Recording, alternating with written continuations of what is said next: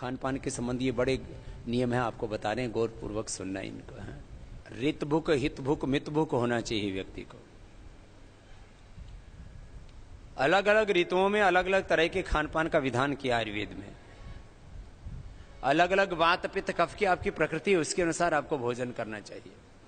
और आपको संतुलित और अल्पाहारी होना चाहिए। अल्पाहारी सदा सुखी। खाने के 1 घंटे बाद पानी पीना चाहिए। सुबह दही, दोपहर छाछ और रात के खाने के 1 घंटे बाद 1 गिलास दूध पीना चाहिए। खाने के तुरंत बाद दूध नहीं। दूध के साथ कोई नमक वाली वस्तु नहीं होनी चाहिए। दूध के साथ नमक वाली चीजें खाने से स्किन प्रॉब्लम होती है। अब ये विरुद्ध आहार भी थोड़ा बता देते हैं। रात्रि को दही छाछ विरुद्ध आहार है। आजकल इम्यूनिटी की प्रॉब्लम बहुत आ रही है, लोगों का इम्यून सिस्टम वीक हो रहा है। अभी इस इम्यूनिटी के लिए क्या क्या चीजें जिम्मेदार है वो सुन लो जरा। और आजकल ऑटोमेन डिजीज बहुत हो रही है, SLEMS ऑटोमेन डिजीज, कैंसर जैसे रोग बहुत हो रहे हैं। विरुद्ध आहार से स्किन डिजीज होते हैं और विरुद्ध आहार से इम्यूनिटी कम हो जाती है और विरुद्ध आहार से हमारे दोष विकृत हो जाते हैं। वात पित्त कफ सम होने चाहिए, समदोषा। किसी को वात प्रबल, किसी को पित्त, किसी को कफ, किसी को तो त्रिदोषी विकृत हो जाते हैं। इसलिए रात को दही छाछ नहीं लेना चाहिए। पहले तो मैं देखता था गुजराती लोग रात को खाटी छाछ, बाજરાનો રોટલો અને રીંગણાનું ભરતું। આ ગુજરાતી में बात करी तो ये जो गुजराती से ना બધા समझता है, बाकी को समझ में नहीं आएगी।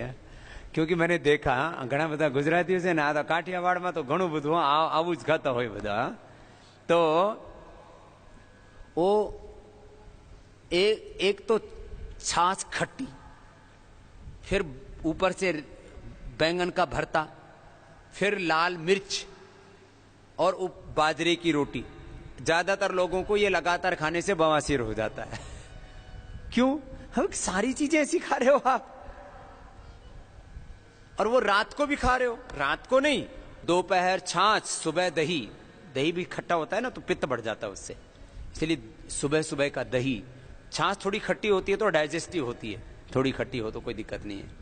आजकल तो उसको स्वादिष्ट बनाने के लिए लोग लवण भास्कर, हिंगवास्टक अथवा थोड़ी सी हरी मिर्च, जीरा और थोड़ा नमक हल्का सा डाल देते हैं तो बहुत डाइजेस्टिव होती है।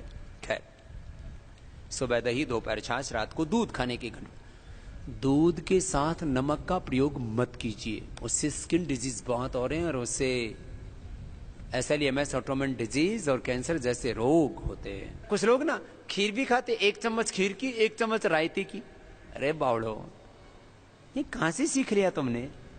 आप दही रायता खाना, दही रायता खाओ ना, फिर खीर क्यों खाते हो? खीर खानी है तो खीर खाओ। आपको रायता खाना है, सुबह खाओ, दोपहर खाओ रायता, शाम को पायसम। दक्षिण वाले पायसम बोलते हैं,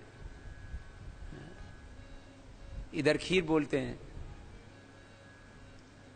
आपको खीर खानी है तो रात को खाओ, या खीर खानी है तो फिर उसके साथ, तो खीर के साथ तो कोई खीर और मालपुआ खाते थे, खाओ।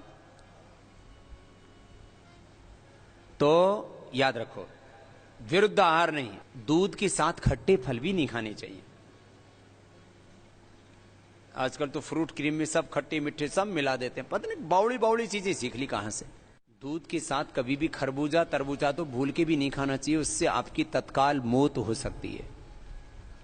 यहां तक कि खरबूजा तरबूजा खाके तो ऊपर से तुरंत पानी भी नहीं पीना चाहिए, उससे बॉडी में रिएक्शन होकर के मृत्यु तक होती है। और हमने ये लाइव एग्जाम्पल देखे, सुने, इसलिए आपको कह रहे हैं। अब किसी को एक्सपीरियंस करके देखना हो तो वसीयत आदि लिख देना पहले, और तरबूजा खा करके ऊपर से दूध पियो, बच जाओ तो भगवान का कोई विशेष अनुग्रह है, बाकी परलोक तो सीधे जाओगे जाओगे। ये छोटी छोटी बातों का परंपरा से पता है। और भी बहुत सी चीजें विरुद्ध आहार में है। वैसे खाने में क्या खाना चाहिए? पहले अब आपके सामने फल भी है, सलाद भी है, पका हुआ भोजन भी है, माने हलवा है, फिर दाल रोटी सब्जी है और सलाद भी है, थोड़े फ्रूट्स भी हैं। तो सबसे पहले क्या खाओगे? तो आजकल इसमें लोग कंफ्यूज रहते हैं। अब इसमें भी कई मान्यताएं, कुछ लोग कहते हैं कच्चा और पका हुआ एक साथ नहीं खाना चाहिए, इसमें ज्यादा दिक्कत नहीं है, आप कच्चा पक्का खा सकते हो। ज्यादातर भोजन हमारा कच्चा होना चाहिए, अंकुरित होना चाहिए। जो अंकुरित भोजन लेते हैं उनके बॉडी में टॉक्सिन्स नहीं बढ़ते हैं, टॉक्सिन्स साफ होते रहते हैं। इसलिए यदि रोज आप अंकुरित सुबह सुबह ले सकें तो बहुत अच्छी बात है, नहीं तो सप्ताह में कम से कम एक दिन अंकुरित। अब देखो, मैं आप पूरा फूड साइंस आपको बताता हूं, बड़ा विषय है ये, फिर औषधियों पर आऊंगा। फूड साइंस बहुत बड़ी है। तो सलाद, खीरा, टमाटर, पत्ता गोभी, अलग अलग तरह के सलाद होते हैं। और विदेशों में तो आजकल ड्रेसिंग करके खाते हैं। और ड्रेसिंग में क्या होता है, वो लोग डालते हैं ऑलिव ऑयल, अपने यहाँ सबसे अच्छा है ड्रेसिंग के लिए सरसों का तेल, और वहां तो सरसों की चटनी बनाते हैं, मस्टर्ड की चटनी। अपने यहाँ टमाटो केचप बहुत बनती है। मेरे से बहुत लोगों ने कहा, बोले बाबा जी आप इधर भी तो लॉन्च करो। अब इधर के लोगों को खाना ही नहीं आता कुछ चीजें। अब आप सलाद माने आपके खीरा, करेला, टमाटर, पत्ता गोभी और ऐसे गाजर, ऐसे सब्जियां, और उसमें तेल डाल दो तो खा लोगे आप? बेकार लगता है, नहीं खाया जाएगा। इससे उनके पूरे पोषक तत्व निकलते हैं, जितने भी ये सलाद हैं, टमाटर है, गाजर है, जो भी आप पत्ते खाते हैं, इनके पूरे पोषक तत्व निकल पाते हैं। अकेले सलाद पूरी डाइजेस्ट नहीं होती है इनके साथ। तो वो लोग डालते हैं ऑलिव ऑयल, आप डाल सकते हो सरसों का तेल। और आप लोग सरसों की चटनी घर में भी बना सकते हो, सरसों की चटनी बहुत अच्छी होती है। ऐसे इधर तो टमाटर, मटर, हरा पुदीना, इसकी तो चटनी बनाते ही हैं। आप देखो उधर गुजरात में जो है वो सिंगदाना की भी चटनी बनाते हैं, साउथ में भी अलग अलग तरह की चटनी बनाते हैं। तो क्या है, ये भी मस्टर्ड बहुत अच्छा होता है थोड़ी मात्रा में शरीर के लिए। खैर, तो सबसे पहले खाओ सलाद और फल, उसके बाद खाओ भोजन, और अंत में मिष्टान्न। सबसे भारी भोजन सबसे अंत में, जो भी खीर, हलवा आदि है। और जो मीडियम भोजन है वो बीच में, मीडियम वाला मीडियम में, और सबसे हल्का सबसे पहले। कुछ भोजन भट्ट होते हैं वो सबसे पहले हलवे में हाथ आजमाते हैं। बोले रोटी तो रोज खाते हैं, क्यों अन्न के साथ कुश्ती की, अब तो हलवा ही खा लो। तो हलवा खाओ तो केवल हलवा ही खाओ, फिर और चीजों को क्यों परेशान होते हो फिर, है? तो सुनो, ये तो खाने का तरीका बताया। अभी अलग बात, दूसरी बात, इसमें बहुत सी चीजें हैं, तो थोड़ा थोड़ा संकेत कर देता हूं। जितनी भी हरे पत्ते वाली सब्जियां हैं, इनको उबाल के मत खाया करो।